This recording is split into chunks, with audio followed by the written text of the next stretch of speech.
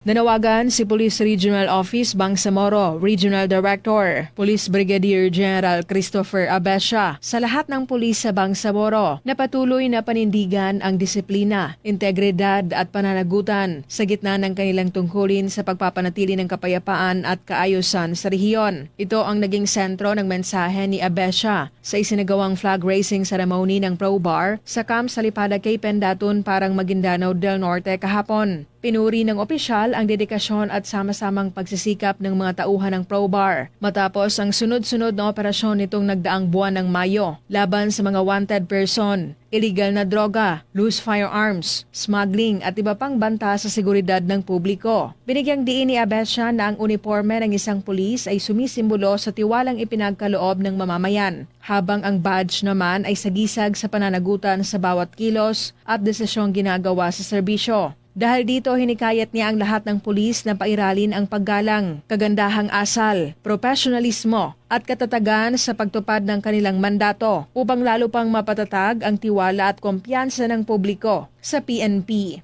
Rufa Mocalid, NDBC, Bida Balita.